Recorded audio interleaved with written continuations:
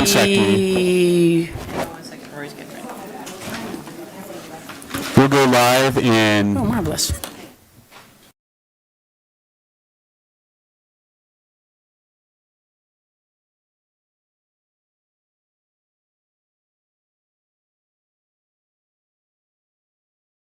Evening. Welcome to the Tahoe Unified School District's Board of Directors meeting for Wednesday, January 1st? Sorry, January 11th? Holy moly, I'm like 1-1. January 11th. Could we please, Jane Loomis, would you help us with the Pledge of Allegiance?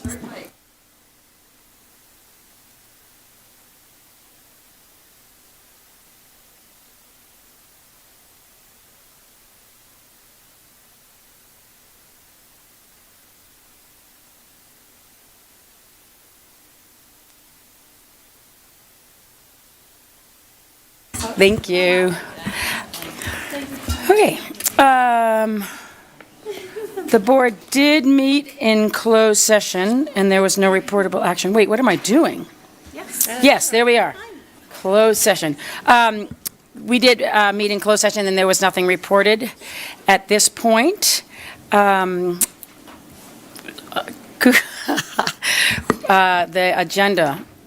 Any changes to the agenda, Superintendent Geisels? No, President Driller, no changes. Would anyone care to make approval of the agenda? I'll move to approve the agenda. I'll second. All in favor? Aye. Aye. Aye.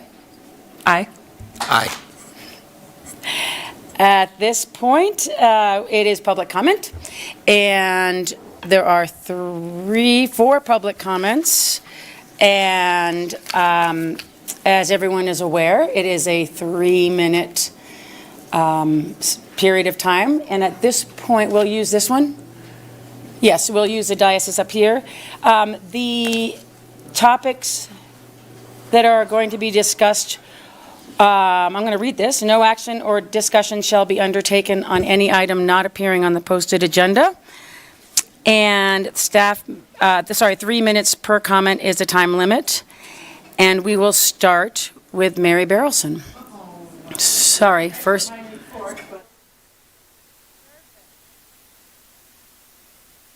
You are coming to the front, please.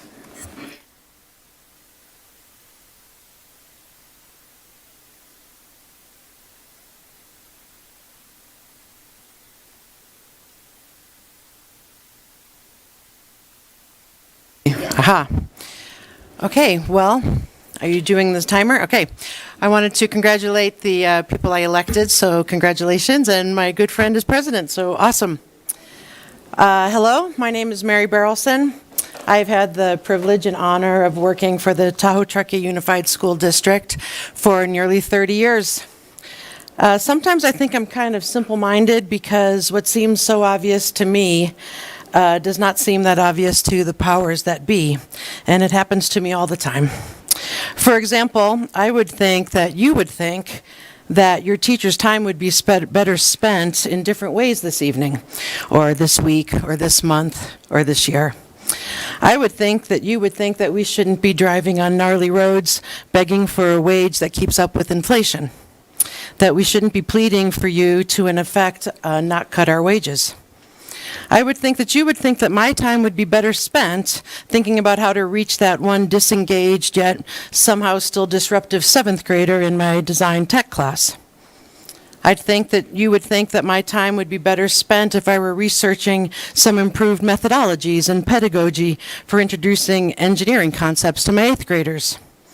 I'd think that you would think that my time would be better spent collaborating with a colleague about how to best present to my yearbook advisory class Alice curriculum that's informative yet reduces anxiety.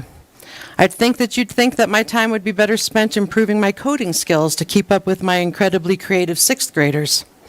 As I've said, these things seem so obvious to me, and I feel rather stupid for missing the point. Is the point to keep the reserve account overly funded? Why? Is the point to discourage veteran teachers from improving their skill sets? Why? Is the point to discourage new teachers from wanting to work here because they can't afford it? Why? I'd like you to reconsider your current position on the bargaining table right now. I would think that you would think that making the best offer you can is what's best for the district, for the teachers, and ultimately for the students. TTUSD will be in my rearview mirror very soon, and I'm sure would like to say, just as I had at the beginning of this, that I have been so proud and honored to spend my career here. Thank you very much. Thank you, Mary. Next will be Dave Stakely, and following Dave will be Rachel Falk. I have comment on a different item, not on the general. Marvelous. Thank you. So Rachel Falk. And then Allie Cook.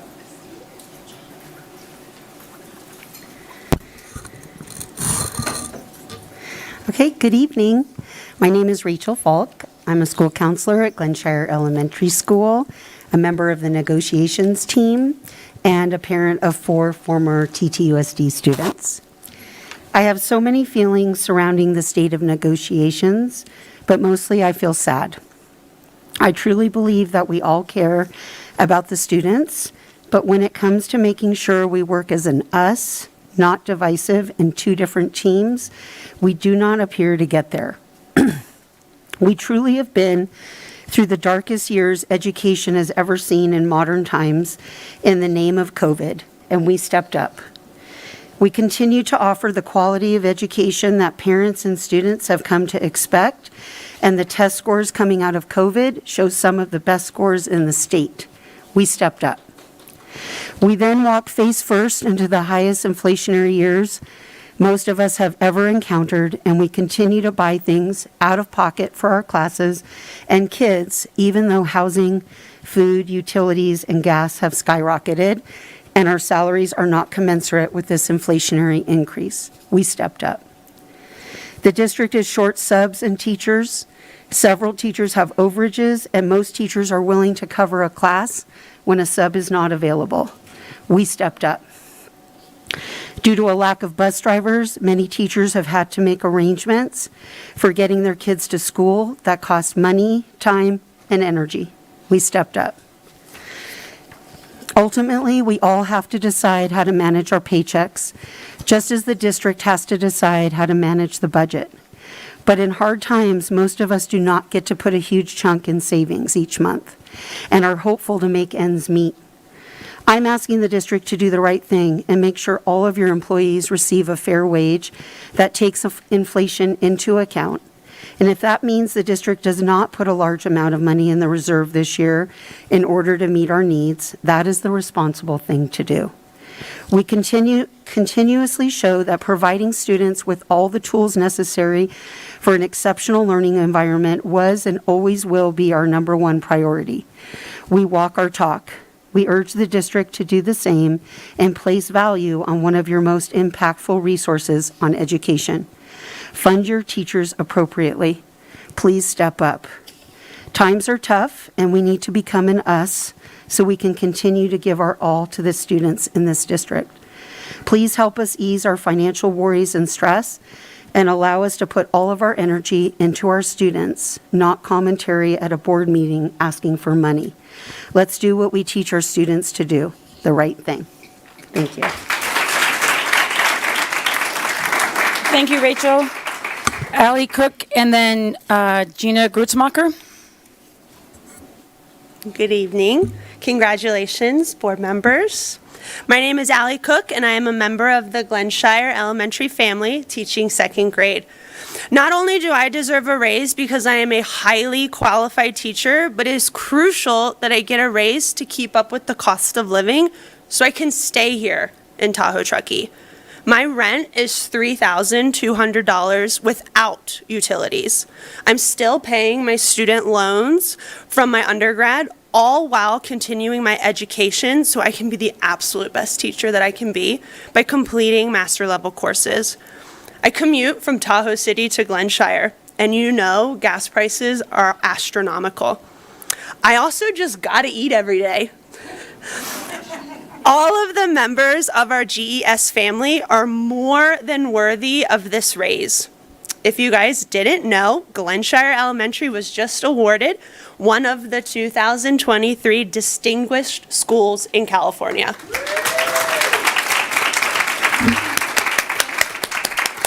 Thank you so much for your time. Thank you, Ellie. Gina, and then John Halverson.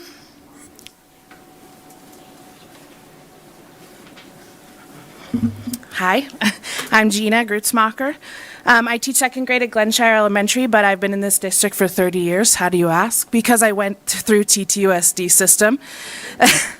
This community and this school district is extremely close to my heart. There are many people who I see sitting in this room right now that have fostered my career, supported me as a kid skiing, supported my first years of teaching as well. So I thank you for sitting here and listening to me tonight. I can only speak on my personal experience, although I know countless other backgrounds of teachers in this room.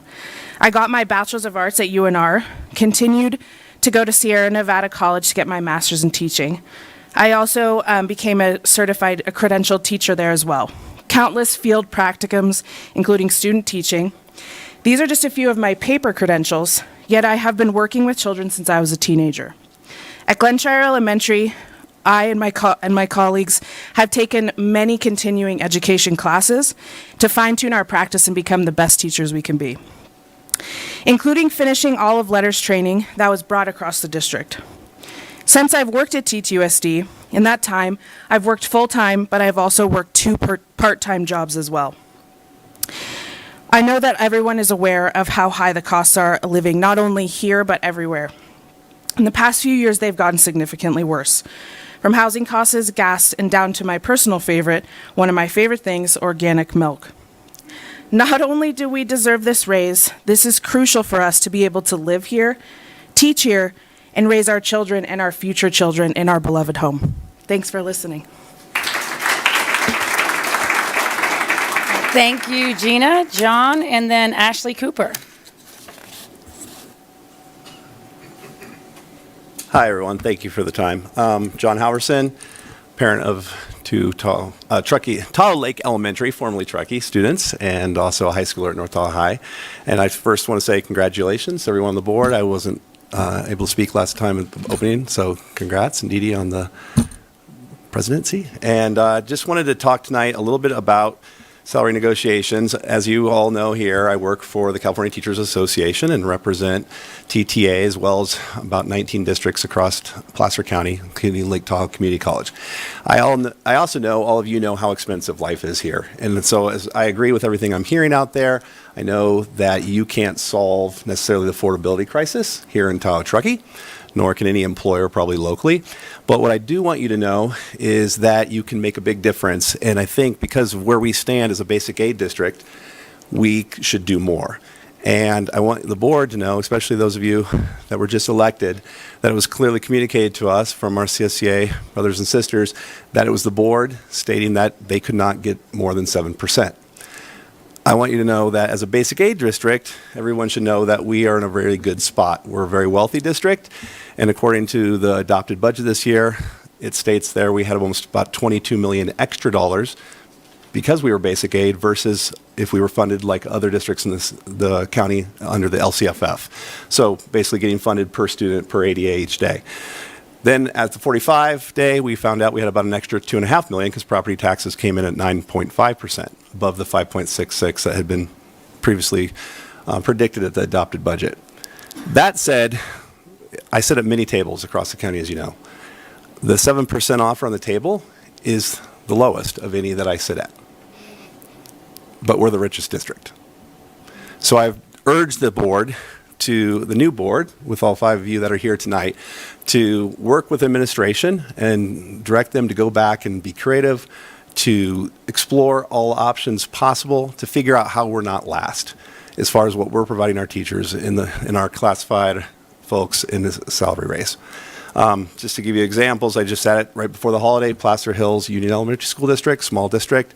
After 2 days of negotiations there, we got a 9% salary increase plus $1,500 more than the medical cap. The week before that, I was at Forest Hill, 10%, $2,500 and some dollar increase to their annual medical cap. Placer County Office of Education, after we had agreed to a raise of around 5.68. Based on numbers last year, because of all the new monies that have come in the state budget, they agreed to come back to the table, and they increased that up to 8%, plus increase their medical cap.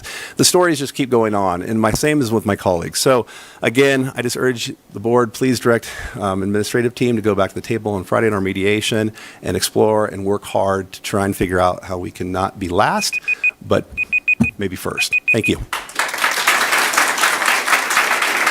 Thank you, John. Ashley? And then Gretel Vargas, you will be our last speaker. Whoa, I'm short. Good evening, I'm Ashley Cooper. My husband and I are both classified employees for the district. I hold a certificated position as well, and I coach the Truckee High School softball team.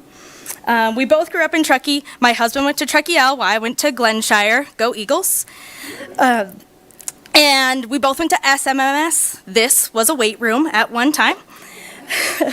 And then over to ACMS and Truckee High, and now we both hold jobs that we love right back here in the district.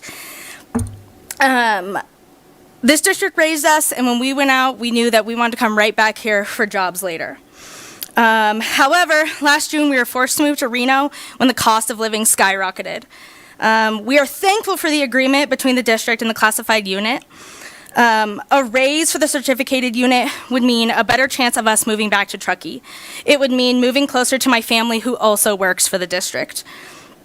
It would mean me raising my future kids in the community that raised us, and it would mean bringing everything I've loved my whole life full circle. Please hear us. Thank you. Thank you, Ashley. And Gretel.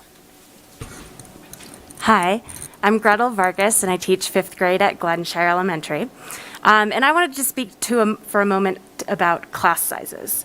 Currently this year, I'm teaching in a portable classroom with 31 5th graders. And there was one day before break when 8 kids were absent due to illness or vacation, and a student walked up to me and said, "Wow, Mrs. Vargas, we can breathe today." And that really hit me because that breathing room, we were still at 23 kids in the class, which, you know, those are big kids in a small room.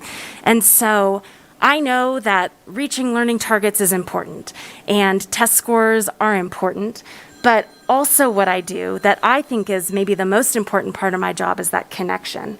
And so I'm urging us to consider limiting class sizes so that we can better make those connections with the students and so that we can have some breathing room.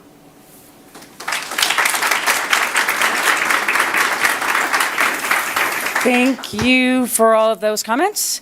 And we will move on to those. Okay, thank you. The next line on our agenda is the student representation, and I'm wondering if there's any students from Truckee? President Okay. Driller, Mrs. Mitchell's doing a presentation next week, and North Tahoe High School students will be with her next week. But I'd like to introduce Truckee High students, Maya Davidson and Dominique Lopez. Perfect. Thank you. Hi everyone, I'm Dominique Lopez. I'm the ASB Vice President and I'm a senior at Truckee High. I'm Maya Davidson, I'm a junior, and I'm ASB Secretary. We just want to thank you all for having us. We're just going to update you on what we've been doing at the school. Before break, we had Winterfest, and we had dress-up days. Monday was Zoom Day, Tuesday was Vacation Day. Zoom Day was really fun. We showed up in nice shirts and some pajama pants. Vacation Day, we all wore some nice beach clothes, wishing it was warmer outside. Wednesday was Gaper Day. We all really showed out with that one. Thursday was Ugly Sweater Day, and then on Gaper Day, we actually had our rally. And the theme was a snow day, so we decorated the gym with a bunch of snowflakes and sleds and things like that, and it was really fun to participate in. Now that we're back from our break, everyone's just really focused on our finals, which are obviously stressful, but those are Thursday, January 26th and Friday, January 27th. And then the only other thing is that winter sports are in full swing. We had to move a couple events due to snow, but besides that, we're doing great. And that's all. And yeah, thank you.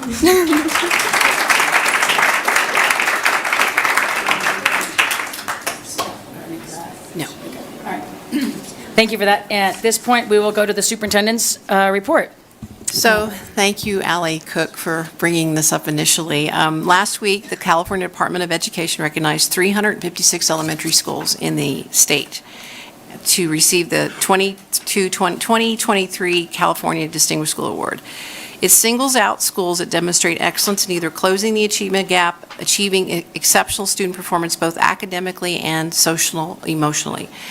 We have elementary schools were recognized this year, and in alternate years, the middle and high schools will be recognized. So it's my pleasure and an honor to announce that we have 3 schools in our district: Glenshire Elementary, Sells, and Donner Trail Elementary.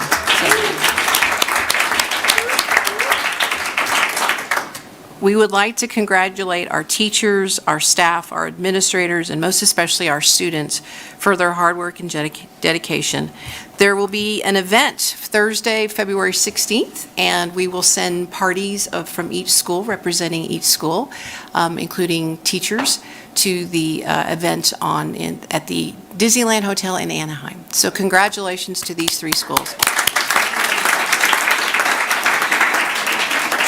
Wait, am I correct in assuming that the charter plane is taking all of us down there, right? Of course, of course. So that's all I have. Okay, that's it. Oh, wow. Congrats, you guys, on all that. That was impressive. It was fun writing 3 schools down for that distinguished award. Moving on to resolutions. We have 4 resolutions, and we will attack each of them individually. So, Superintendent Geisels. Yes, it's item 10.1, which is Resolution 142223, supporting of applications for eligibility determination and funding authorization to sign applications and associated documents to participate in school facilities program. Mr. Rivera? Thank you. And I thought I'd give a little background on this resolution and specifically the school facilities program. So the school facilities program is administered through the state of California. It is a program that provides through the Office of Public School Construction funding for new construction and also modernization of existing campuses.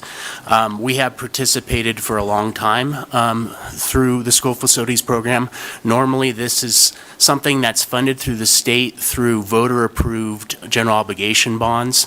There have been several over the last 20 years, the last one being Proposition 51, which at this time actually has been fully exhausted based on applications that have gone through the system. But Proposition 51 had 4 different components. It had charter school facilities funding.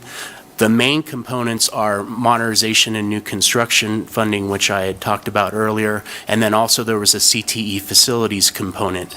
So over the last several years, in association with our bond program, we have applied for pretty much modernization and new construction grants on all of those projects that we had: Tahoe Lake Elementary, Donner Trail Elementary, Truckee High School, Truckee Elementary, and also Glenshire. And I'm happy to say that we received grant amounts for all of those projects that we applied for. Some of the funding we actually have not received yet because the state releases that as bonds are issued throughout the state, and they go through the list of who submitted applications first. So we're expecting probably in excess of over $20 million for the projects that we've actually already completed.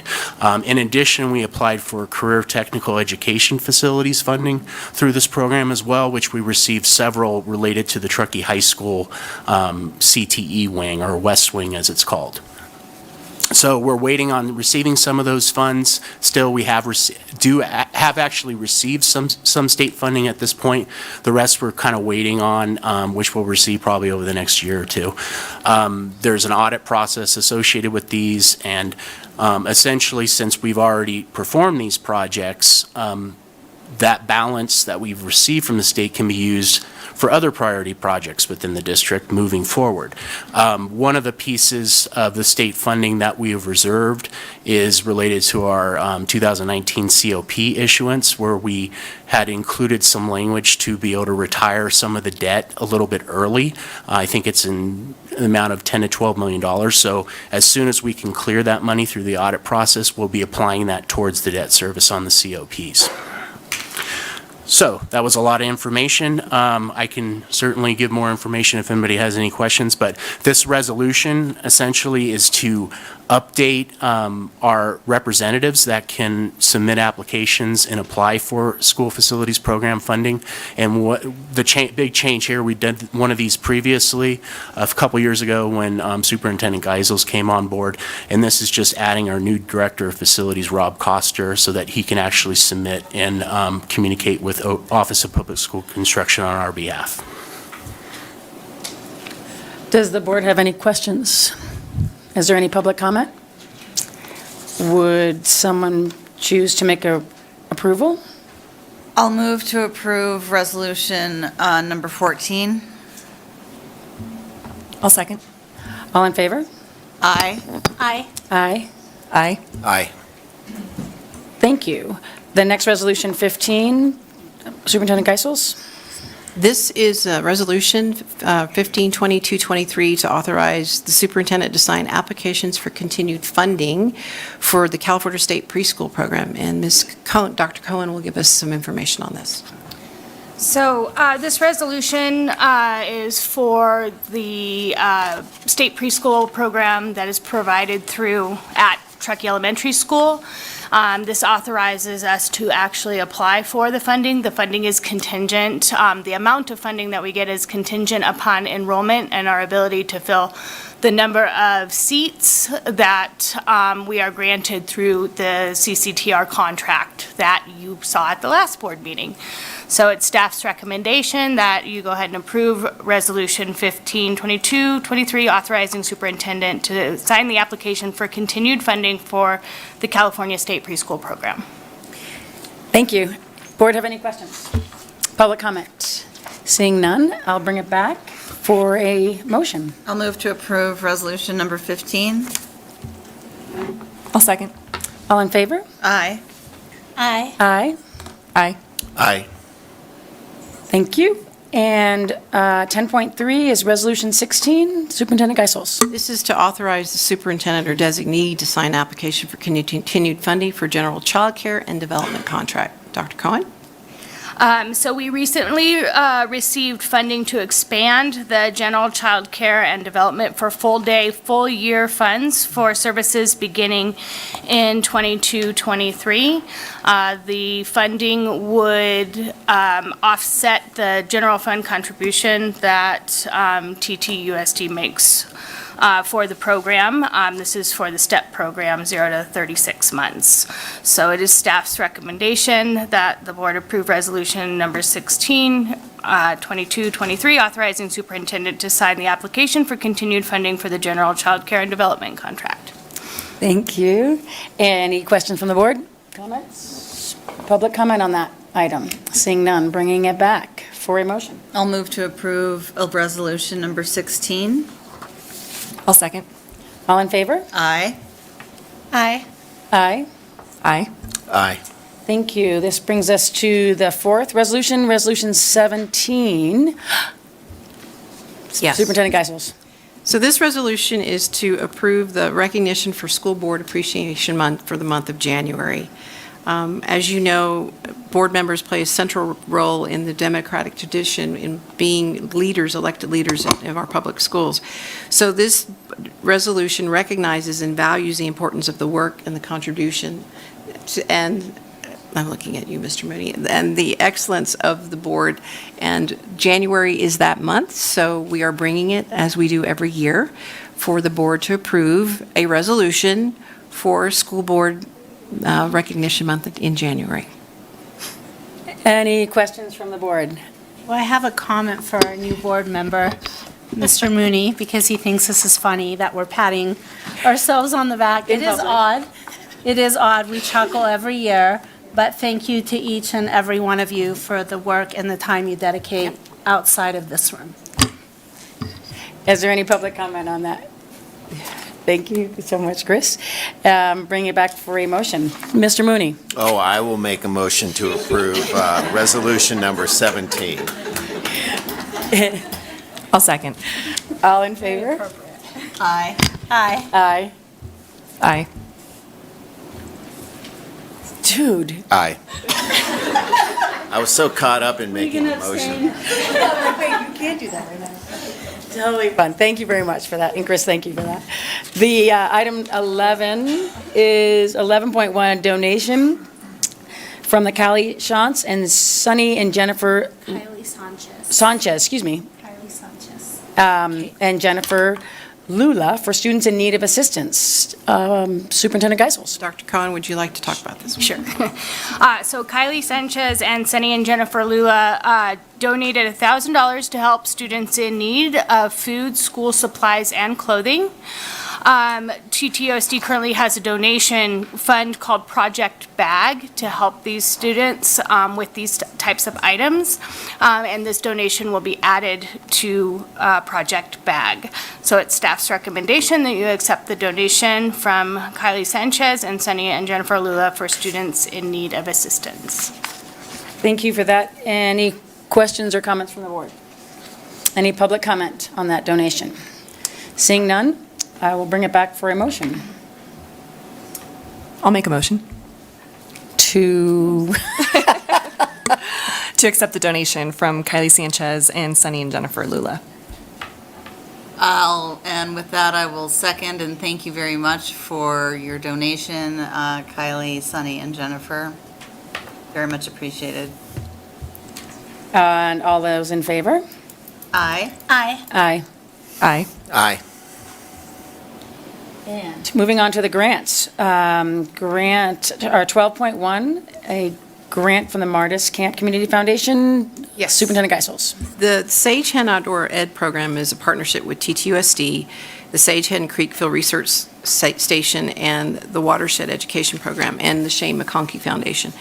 Martis Camp Community Foundation is donating $12,000 to the Sage Hen program, which is a unique outdoor education program that meets the needs of our students. The classes are taught outdoors. It's literally in our backyard. So this is a very gracious donation from Martis Camp, and staff is requesting that the board approve this donation. Any questions or comments from the board? Any public comment? And with any of these grants, we're obviously thanking our community, but it's obvious that our community is very, very involved with what happens at our schools. So with that, I will ask for a motion. I'll make a motion to accept the grant from the Martis Camp Community Foundation. I'll second. All those in favor? Aye. Aye. Aye. Aye. Aye. And 12.2, Superintendent Geisels. So 12.2, 12.3, and 12.4 are all under the auspices of Dr. Cohen's department, so I'm going to have her speak to each one of them individually when we get to them. Go ahead.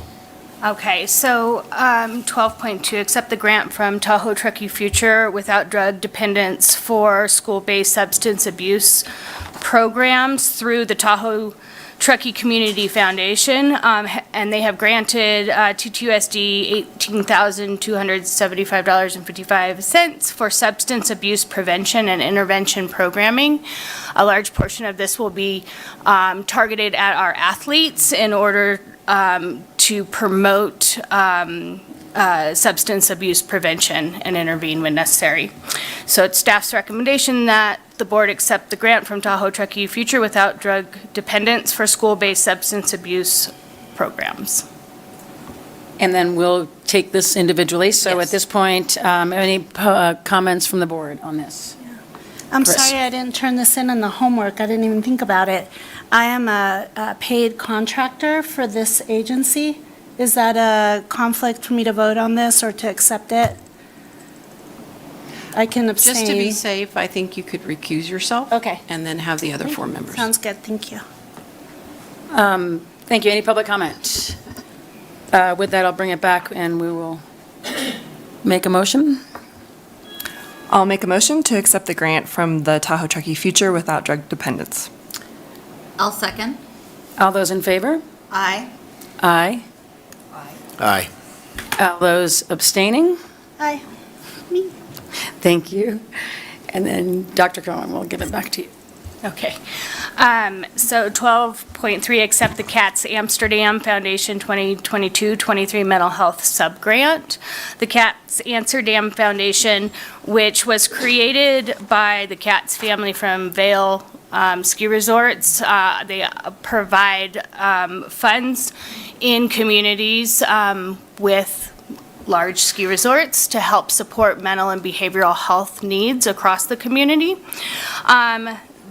They have granted TTUSD through the Tahoe Truckee Community Foundation, which is their fiscal agent, $25,000 to support the cost of contracting with local therapists to provide immediate short-term therapeutic services to underserved TTUSD students. The therapists are located at our middles and high schools. It's staff's recommendation that you accept the CATS Amsterdam Foundation 22-23 Mental Health Subgrant. Thank you. And does the board have any comments or questions? Mine were Public- answered through the homework. Oh, yes. Okay, and yes, actually, we'll make that point as well, that the questions that were asked previously were answered in our homework. With that, is there a motion to accept 12.3? I'll move to accept the grant, CATS Amsterdam Foundation grant, sub-grant. I'll second. All in favor? Aye. Aye. Aye. Aye. Aye. Thank you.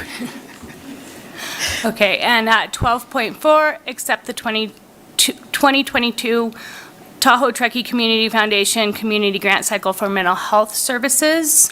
They granted $10,000 to support the cost of contracting with local therapists to provide immediate short-term therapeutic services to TTUSD students on 1 day per week at each of the middle and high schools.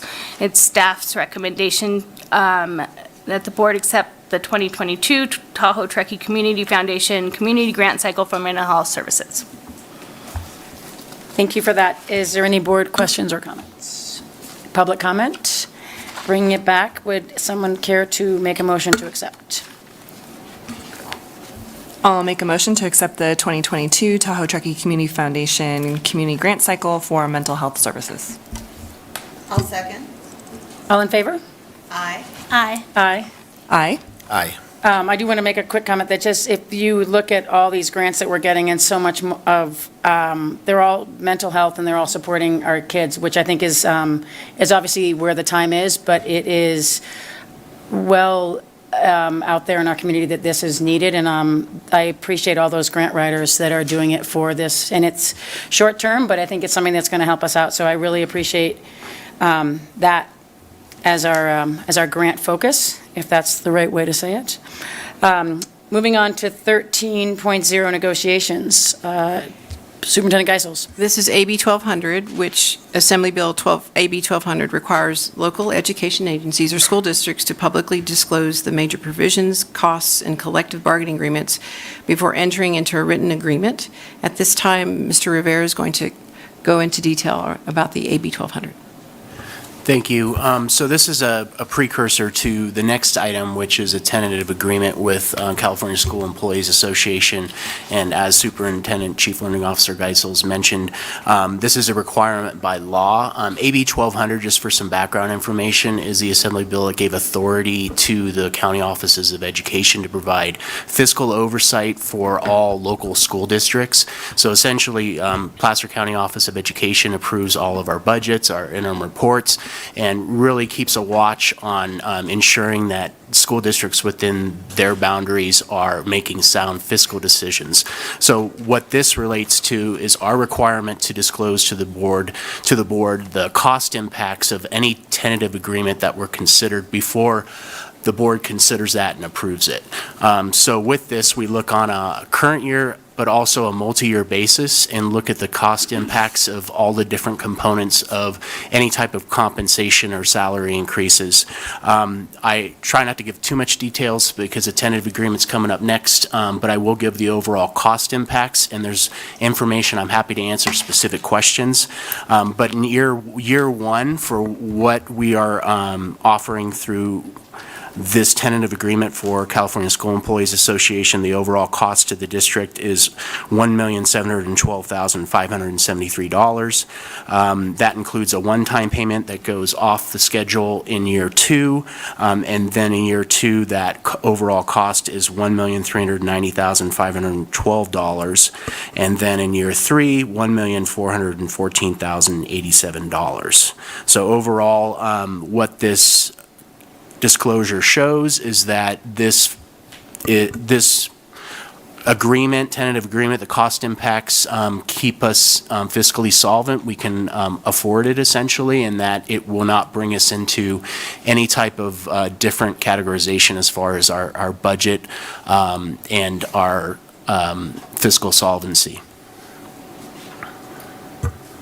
Thank you for that, Todd. Any board questions or any board comments? Todd, Yeah, sorry. what was the first year cost again? $1,712,573. Thank you. So at this point, if there's no more board comments, I do have a public comment from Lori Scheibner. Pardon? Yeah, and then following that will be Dave Stakely. Mine was meant to be public comment at the beginning. It wasn't good for this. Oh, okay, it said, Miswrote it. do you want to do it now? If I'm allowed. Is that this? Yeah, that's fine, sorry.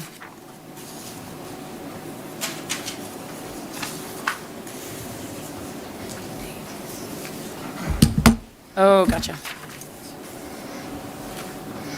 Hello, I am Lori Scheibner. I am a teacher at both Glenshire Elementary and Tahoe Lake Elementary, and I stand in support of the TTEA bargaining team in their efforts to negotiate a fair contract that will support local cost of living in this tourist location and also support a future of high-quality teachers who want but can't afford to move here as end-of-career teachers retire.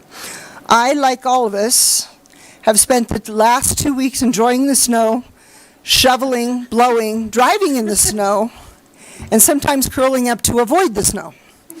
That got me thinking. When I moved to Truckee in 2000, I left another district. I expected to lose ground on the pay scale, and I in fact lost 8 years. What I was not expecting is how much more expensive life is here. So here's a sample of what whoever replaces me will face. Housing, I'm at a loss there. I could not afford to buy a house now. In fact, I couldn't buy my own house now on the salary I have now if I didn't have the equity. Forget rent. I couldn't even find anything on the internet for less money than my mortgages, let alone trying to do that if I walked back in on my step 5 salary. Cars, wow, it only took one winter to appreciate my 4-wheel drive farm truck and how great studded snow tires are. So a new teacher moving in, times 2 vehicles for a family, we're looking at $1,200 to $2,000 added costs they weren't planning on. Welcome to the snow. And snow, yes, there are ski passes, skis, poles, boards, snowshoes. That's if you're thing and you don't already have those. But you have to outfit your family for snow clothes to live here. So you're out between $500 and $3,000 depending on how many are in your family, what brands you end up with. Then you need snow shovels, ice scrapers, yak tracks are a good idea, and then snow blower or snow plow service. Do you go with $2,000 for a new snow blower or $700 a year for removal service? But wait, you're a new teacher, so you're broke. So you better just hope that chiropractic is included in your health benefits because you're stuck with just a shovel. So what else if you're new? For me, moving from podunk, rural, out-of-the-way California to here meant more expensive gas and higher medical insurance rates because it's Tahoe. What I'm saying is that TTUSD is a great place to call home and my career. It comes at a price not common other places. It's expensive to live here, but even more so to move here to take a new job. And some new teachers will have to be turning us down unless you're going to offer a multi-$1,000 snow bonus. By the way, my previous podunk job. They just settled for above cost of living. Thank you, Lori. And I realize that Dave Stakely is not going to be speaking right now. He's on 13.3. This was an information-only item. Is there any other comments for our board before we move on to 13.2? And I'll give that back to, oh. Is there a public, on the AB 1200, can I ask a question or comment? Can we pass that up? Sure. Yeah. I just had one question, Todd, when I was reviewing it. Letter E of the AB 1200 paperwork talks about contingent. Hang on, I don't think everyone got all that. Okay, sorry. Sorry. When reviewing the AB 1200 paperwork that Todd Rivera went over is required by law, letter E states what contingency language is included. It says none, but if you go forward, and you can maybe explain it when you get there, the CSEA TA included the contingency that if any other bargaining unit group receives a salary increase higher than 7%, that they would get that as well. Should that not be listed here before this gets approved? Otherwise, I'm afraid I don't want to lock you guys in because I'm confident that hopefully we're going to get higher than 7%. Thank you.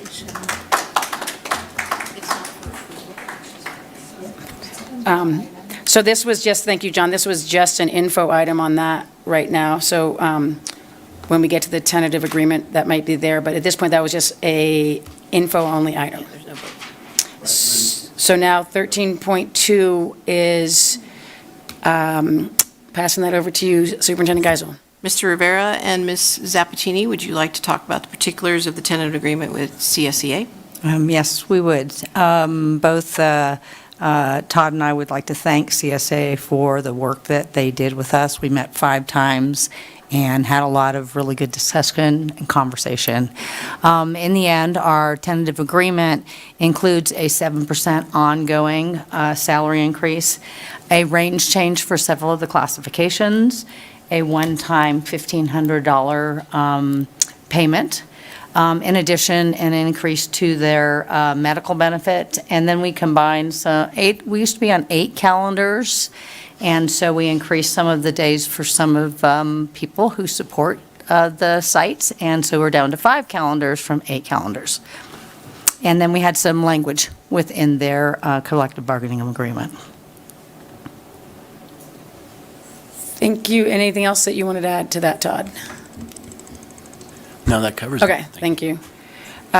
Any questions or comments from the board on this? Okay, I will be bringing it back to a motion. I'll move to approve the 2022-23 tentative agreement with TTUSD and CSEA. I'll second.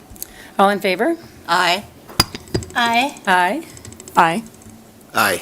And also, I too want to thank CSEA for their comments and negotiation, and you guys for doing it as well. Moving on to 13.3, I'll hand it over to you. So in addition to CSCA and the compensation, we brought forward the management team compensation. So Ms. Zappatini has provided revised revisions, salary schedules to confidential, certificated management, classified management, the Executive Director of Student Services, Assistant Superintendent, Chief Business Officer, and Assistant Superintendent of Educational Services. So Ms. Zappatini, do you want to add anything else?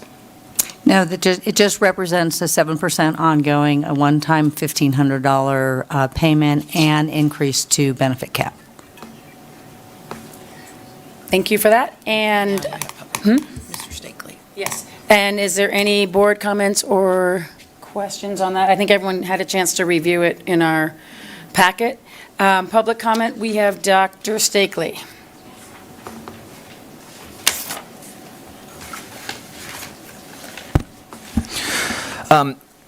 Yeah, that's on. I'll be the first to argue that our hardworking building administrators deserve a raise. They do a hard job, and our building leaders do it really well. In my opinion, I think a more significant one than this item provides, as I have consistently argued for all of our staff.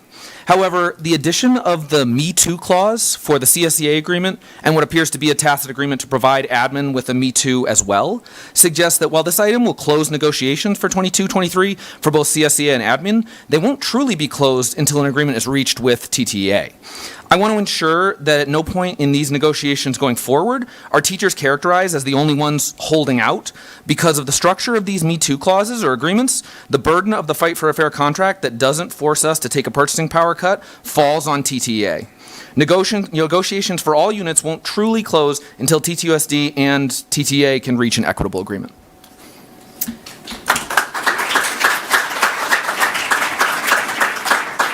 Thank you for that. And at this point, I'll bring this back to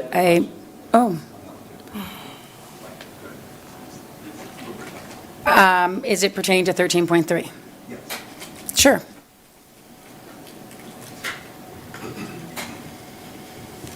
I just wanted to ask for clarification if there was a Me Too on this one, because I saw, again, backing up in the AB 1200, it states in the other narrative that there is a 7% increase for all the management schedules as well, but it doesn't state, again, in the AB 1200, any contingency about whether that could increase, which is going to be very important for the county and the state to know. So if I can follow up with you on that, I don't know if you want to answer right now. And then the second question was, is this a compressed schedule? Because I'm pretty confident the last one, including the one with Superintendent Geisels, is given a 6% increase in October, had 8 steps. So can somebody clarify, is 5 steps a compression? Because Joni didn't mention that. Ms. Apatini, go ahead and respond. There has been no compression to any of the salary schedules. Okay. Okay, I thought the last one was 8 steps, not 5. No. And I'd also like to add on the previous item that we can certainly add that contingency language to the AB 1200 disclosure. It will not change the numbers that I provided for the multi-year projection. Thank you for that.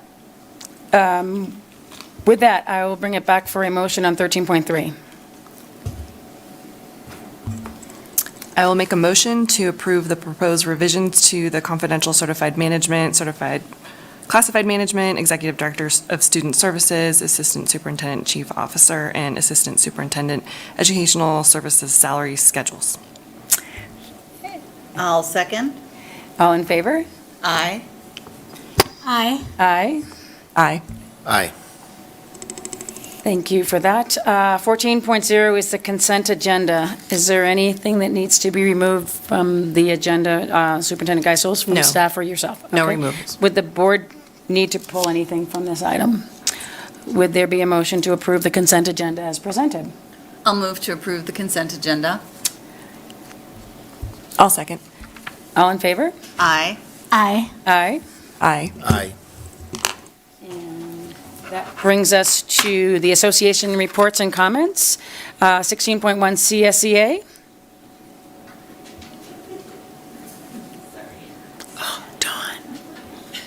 Transportation is in the house. Bam.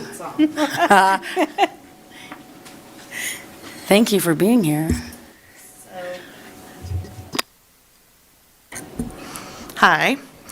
Good evening. I'm here to give the update for CSEA. Melissa is bummed she can't be here. However, she has committed prior engagements.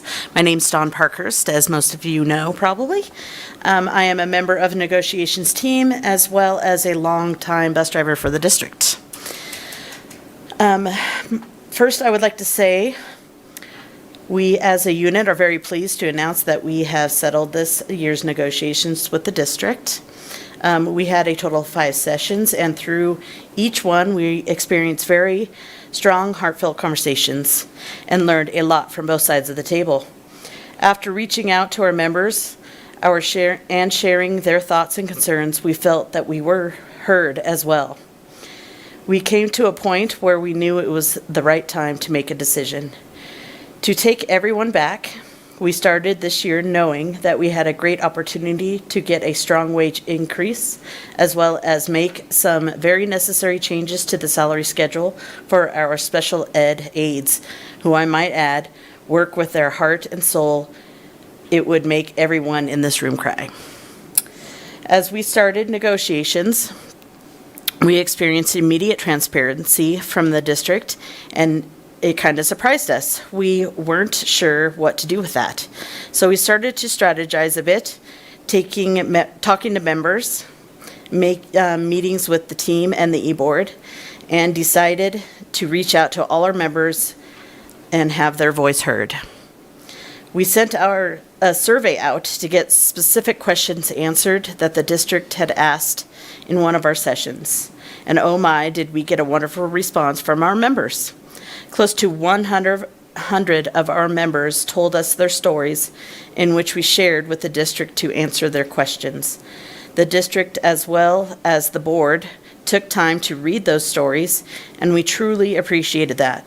We even heard back from a board member that who was compelled enough to let us know that we are heard and how much it's meant for us to share and celebrate the appreciation for the work culture as well as the love of our jobs.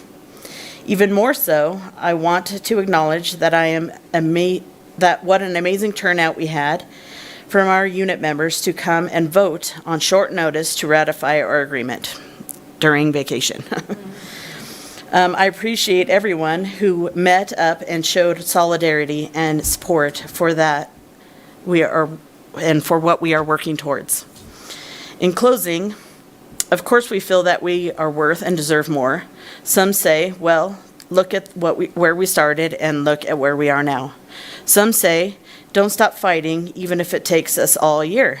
I say, as president, this is quoting Melissa, wow, we did a good job and feel confident that we fought hard for our members. And yes, compared to what we got 2 years ago, it's amazing. However, we will come back next year with more knowledge and thirst for a reasonable agreement that will support our indescribable classified staff to keep us strong and engaged in our students and community. We also would like to mention to our continued support to our teachers and other members of TTEA. You are not unheard by us, and the classified staff supports everything you do on a daily basis. We support your efforts to continue to negotiate for what you believe is fair and equitable. Thank you for your time, and Happy New Year. I do have one question based on his comments. If it's ratified, and this is hard to put into words, if they do come to an agreement and we have the Me Too clause, does that mean they're going to hold it? Because, you know what I mean, like we settled. And so does that mean that So let me have Todd explain or Joan explain what Thank that you. means. Right, so the Me Too clause language in the tentative agreement essentially says that you're settling for 7% ongoing, but in the event that we settle higher with the Tahoe Truckee Education Association, you would get the same increase. So if it's higher, then you would get a comparable commensurate increase above the 7%. That's what that means. So for the purposes of the AB 1200 disclosure, I will add that contingency language in there just so it's transparent and that PCOE does know about that. Yeah, did that make sense? Yes. Okay. Thank you, Don. And Melissa? TTEA.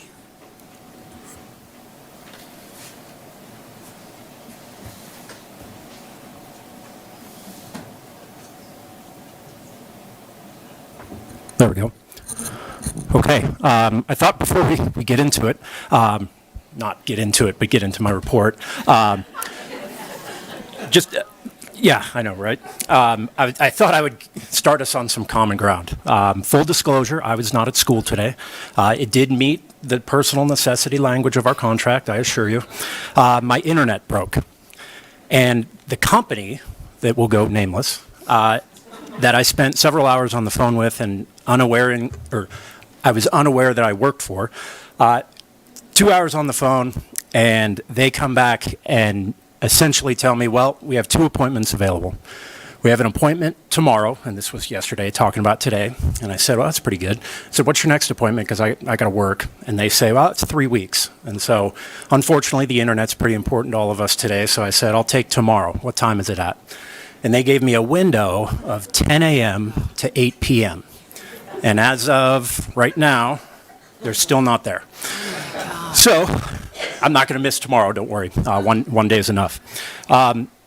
I guess just kind of getting into it in terms of, I guess I should introduce myself. My name's Nick Fertitta. I am acting TTA president. I always emphasize that. And I'm here to present our report. We're happy, or we hope that everybody in the room had a great holiday and hopefully vacation of some kind. And we wish everybody a happy new year. I guess where to start. Well, you can see there's a lot of purple in the room, and shout out to the purple peeps who showed up tonight. Thank you very much. I know I saw a few of you eyeing those t-shirts, and I have a box in the back. Anybody's welcome to have some if they would like. Anyway, our report tonight should be concise. Due to the holidays, there's not much to update since I last spoke in December. However, I do remember speaking at last year's board meeting in January because I remember feeling the awkwardness for you guys to give yourself a pat on the back for that. But I would echo it. We thank you guys very much for what you do. It's good to see Carmen back in her seat and back from kind of the screen behind us. Where you? COVID. Yes. And the flu. Yes. Unfortunately, we're here in purple, and there's not a lot to report other than that. There will be quite a bit to report going forward. After months of negotiation between the district and TTA, we are at impasse. This Friday will be our first opportunity to make progress towards a settlement. TTA and the district will have our first meeting with an independent mediator.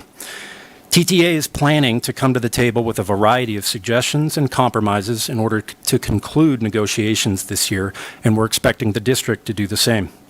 We sincerely hope that the board will be part of this process, because while the district can present their side, TTA can present ours, and an independent mediator can listen to both sides and push for a resolution, it truly is only the board that can make that happen. At the risk of being repetitive from last month, the board is the ultimate arbiter between the two sides. We do not have the benefit of closed sessions to update you on positions. We have to use public comment and board reports to do so.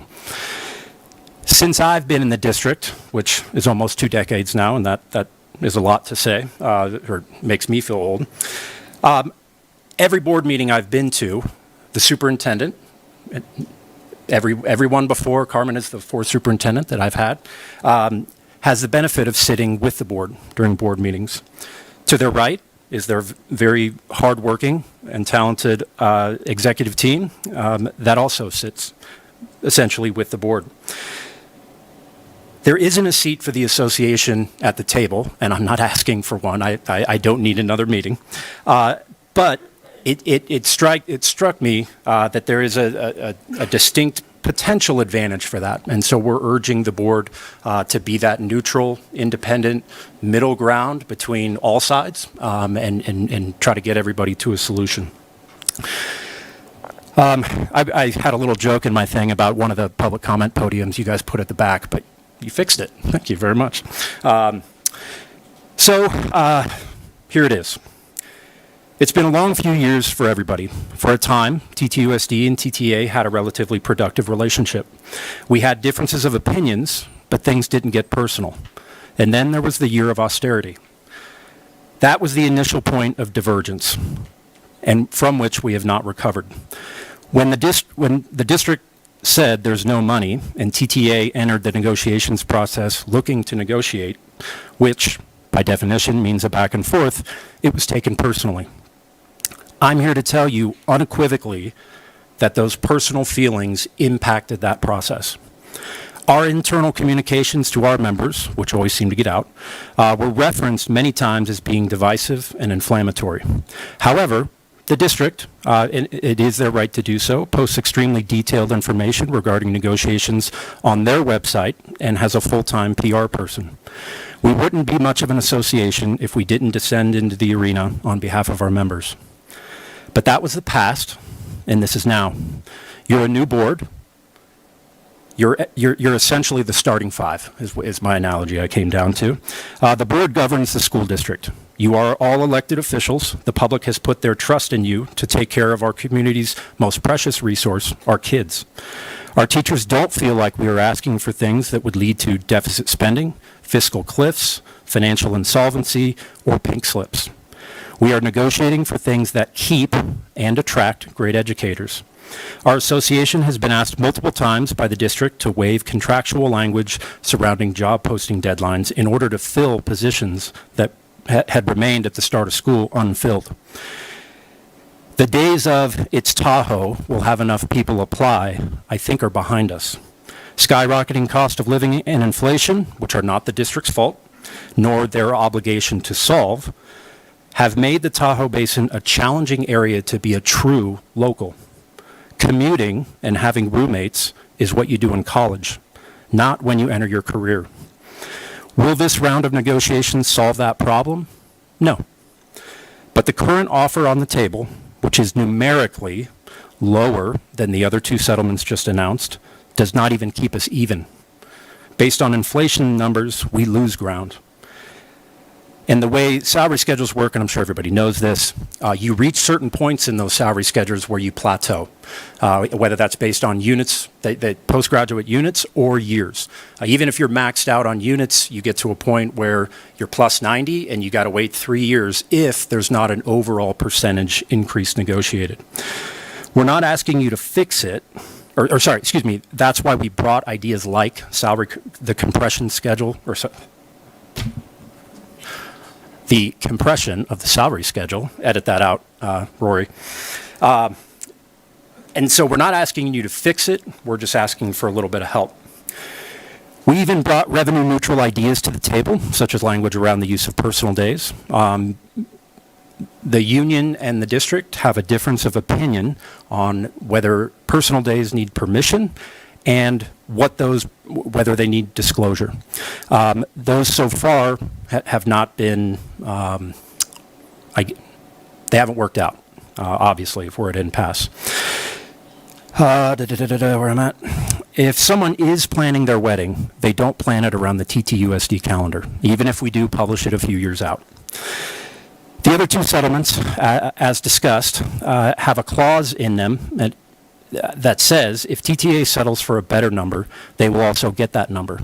As we have said before, we feel our site administration and classified staff work extremely hard. And while we don't officially negotiate on their behalf, it looks like we are now. In closing, please, for the board, be a part of the process that begins Friday. Don't let the quote, "the board won't," fill in the blank, be used unless the 5 of you know exactly what is being said in that room. It's fingerprint time. Just as the voters have put their trust in you, we're putting our trust in you as well. Thank you for your time and your service to the community. That's it.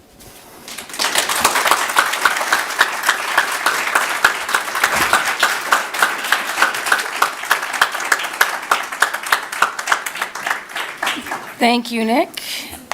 And we'll go to the fiscal services, which you might want to be listened to. Mr. Rivera, this is approving the annual 5-year accounting developers fees for 21-22 fiscal year.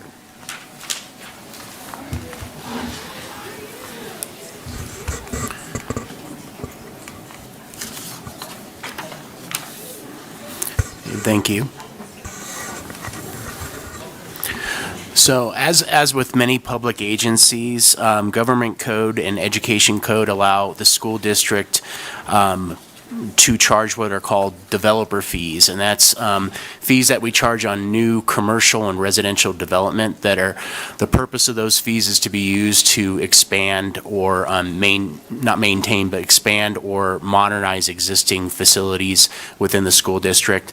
The district's authorized to do this if we prepare what's called a fee justification study, which we have, and that essentially tells us what we're authorized. The state establishes statutory fee amounts as a maximum. You can go higher than that maximum if you do additional fee studies, which at this point the district does not qualify for. So we qualify for the statutory level 1 fees, as they're called. So on all new construction for commercial and residential, we charge a fee that's established through our fee study on a per square foot basis. And part of the requirement of collecting developer fees is that we do an annual and 5-year report on the fees and the uses of those fees. Essentially, this report, and I'm sorry I don't have a presentation for you tonight, but it is included in the board packet, a brief description of the type of fee in the account or fund, the amount of the fee that we charge on a per square foot basis, the beginning and ending balance of the account, the amount of fees collected in that particular year, and an identification of each public improvement on which the fees were expended and the amount of the expenditures for each improvement. Also, an identification of an approximate date by which construction of the public improvement will commence, and then also a description of any interfund transfer or loan made from the account. So all these different components are included in this report. First off, just on the description of the fees that we charge, as I mentioned, the level 1 statutory fee, which currently is $3.69 per square foot for residential development and up to 61 cents per square foot for new commercial industrial development, and that varies according to what type of commercial development is being constructed. Some of them we charge the maximum of 61 cents, and then other types of development such as lodging, it's only 26 cents per square foot, and industrial developments are approximately 38 cents per square foot. And then the lowest rate that we charge is actually on storage facilities, which is 1 cent per square foot. So that's the overall types of fees. In addition, the district is authorized through Ed Code to do what they call in lieu agreements. So instead of charging the statutory fees, we can actually negotiate directly with the developer and come to what's called a mutual benefit agreement, which we have done over the years. Nothing recent, but the most recent was probably the Grace Crossing development. So essentially that establishes a certain level of fee that they will pay for all their new construction, and that goes into a separate account. However, in this report, we've also included information on that. Those monies are actually considered separate from the statutory fees, and we have a little bit more flexibility with the use of those.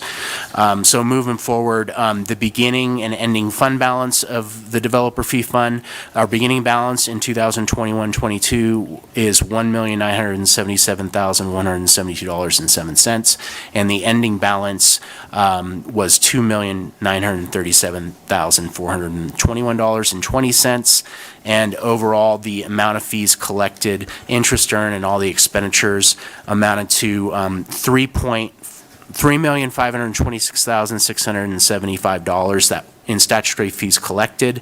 We accrued $11,722 in interest, and then our expenditures were $2,455,982.78, and that leaving an annual balance of $960,249.13. And one thing I should mention about developer fees is we are restricted in the use of those fees, and essentially we have to use them on facilities-related projects.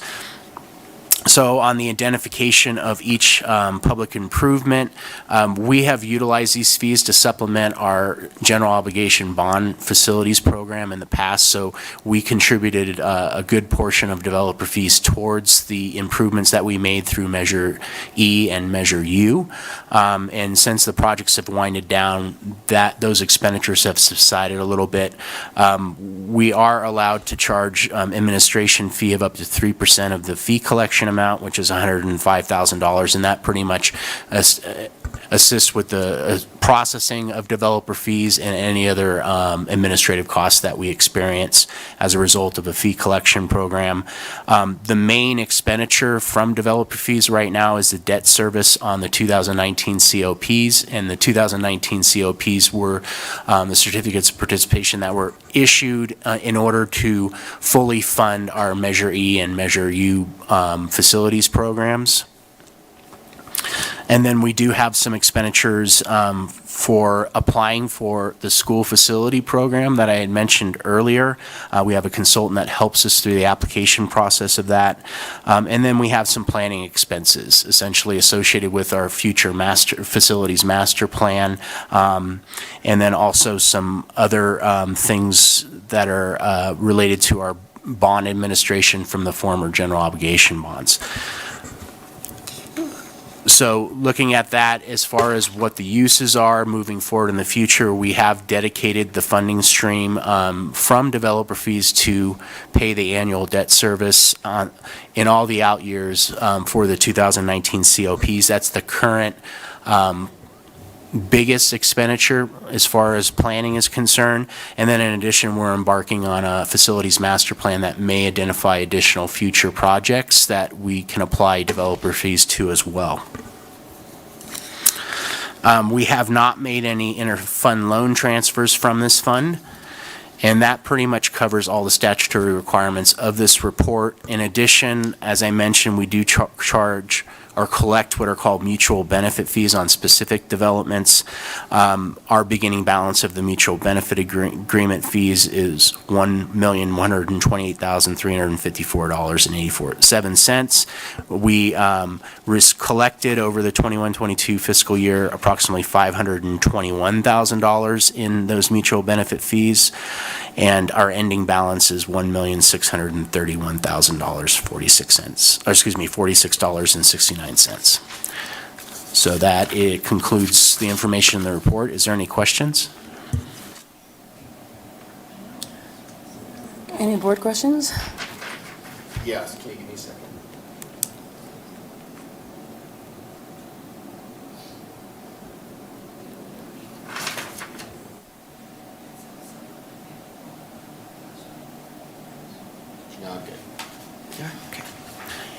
And also, one other thing to look at, if you ever look through our financial documents, you'll see, we have the general fund, and then we have a lot of other funding sources they're titled by the number of their fund. So this is considered Fund 25 if you look at our interim reports or any of our adopted budget. So it's usually after all the general fund information, go back and you'll see a Form 25, and that's all that stuff applies to developer fees.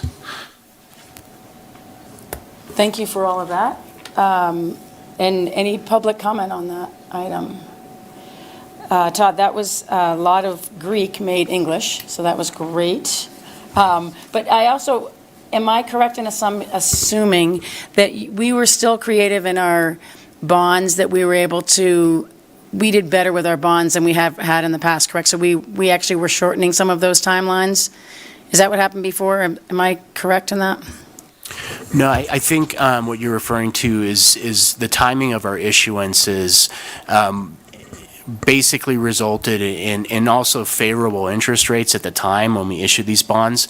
Essentially, our taxpayers are responsible for paying the debt service on our general obligation bonds, and because of our issuance cost and the timing that we did that, the cost to taxpayers was much, much lower than what was originally projected when we approved going out for a general obligation bond.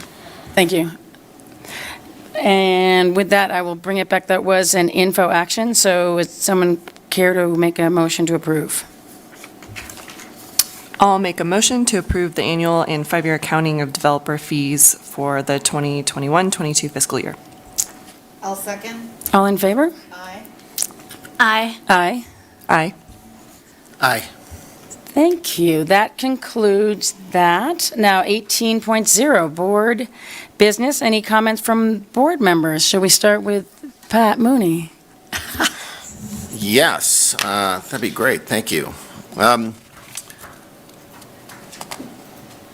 I'm just trying to remember what I was saying. Oh, so I went to the first NI2A ski alpine race of the season, which was December 15th, and North Tahoe cleaned up in pretty dramatic fashion.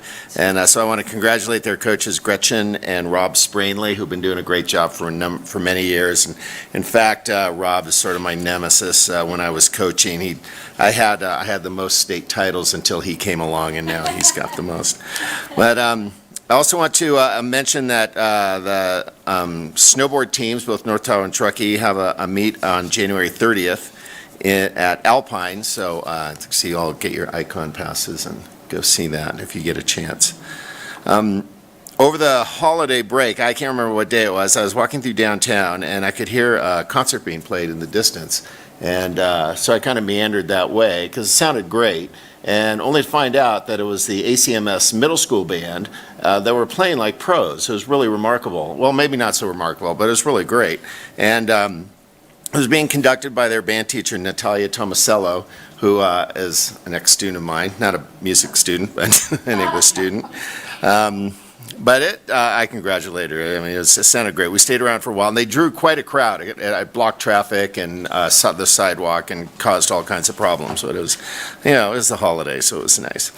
And I also want to, I know we've already congratulated Rachel Cuttle and Ed Hilton for the Distinguished School, California Distinguished School Award. Of course, Ed's been a longtime friend of mine, and my son goes to his school up there, so I'd like to think that Fletcher had something to do with it, a little bit. And Rachel Cuttle, is Rachel here? No. Rachel was an ex-student of mine when she was way back in 10th grade, and also a colleague when she taught at Truckee High School, so I'm very proud of her to see her doing such a great job over at Glenshire as a principal. And the last thing I did want to mention, I'm sorry if I'm taking up too much time, is as I was listening to some of the teachers speak and thinking about Rachel and some of the others that had been recognized, I'm really taken by how many of these people are ex-graduates of our school district. Natalia and, Natalia, Ashley who spoke, Gina who spoke, and Nick, of course, who spoke, and let's see, who am I forgetting? I know there were more. But it's great to see so many of these kids who they were kids once, who graduated from either Truckee High or North Tahoe High or Sierra High to come back and contribute and give back to their own community where they grew up. It warms my heart when I see an ex-student, especially like Natalia or Nick Fertitta. It's been a while, but to come back and teach as well. And there's so many. So that's all I have to say tonight. Thank you. I don't have much to report. I was shoveling myself out and chasing a puppy for most of my vacation time. So that's my life right now. I too want to congratulate Glenshire and Sells and Honor Trail for their state recognition. Congratulations, thank you. Let's see, so tonight, I don't know what time it is, 6:50, so North Tahoe JV and varsity basketball, boys and girls, is playing, so let's see what happens. When I get home, I'll look on Facebook, and they're also playing home games on Friday, so feel free to attend North Tahoe High Gymnasium. Go cheer them on. And that's it. That's all I have. Happy shoveling, everybody. It's all next week, supposedly. I wanted to just thank CSEA and TTEA for your very thoughtful and well-constructed updates this evening. They were both very moving, and I think we all are at a place where we're taking in a lot of information right now, and so I appreciate the grace and eloquence with which you present such complicated information, and know that we fully respect the position that you bring to the table. Also, congratulations to the Distinguished School Awards. I think it's in particularly a very poignant moment post-COVID to see our schools really recovering, and not just recovering, but like pushing the baseline beyond what it ever has been. And so it's really remarkable to see that teachers at the end of the day never gave up and continue to get up every morning and do the hard work. All of our schools deserve Distinguished School Awards, which many of them already have. But it just really speaks to the complexity of the teaching field right now in particular, and the fact that everyone is really bringing their best when they come to work every morning. And then I got a chance to see the holiday concert at Truckee High on the Thursday night before break, I believe it was the 22nd, which all feels like a blur right now, but I also did want to congratulate Jesse Steele on reconstructing that music program post-COVID. It's absolutely vibrant, it's absolutely magical. The numbers on stage are so huge, they can't even fit all the kids on stage. So it speaks also to the Alder Creek program and the Glenshire and the Truckee L programs that are feeders into that program. And I just have to say, I was really, really happy to see all of those kids up there dressed up in their fancy orchestra outfits, really like giving it everything they had, and it was just really a magical moment and brought a really inspiring message into the holidays. So congratulations, Truckee High, and in particular, Mr. Steele. Thank you for that. I know it's hard to get all those things on your calendar because there's so many different great things. I do like all of our music programs, and so hopefully we'll get those so we can all attend. Again, how lucky are we that we have 3 schools in our district that win prizes? We're not about the prize or the win, but sometimes we have to. But definitely Sells was in on that as well, and I know Dave wasn't here, but they did as well, received that same honor. I'm back at Strider Gliders, but so far have not made it to one yet. And then ski team's been canceled a lot, so I have done really nothing, which is great. And with that, I'll let us go. Adjourned.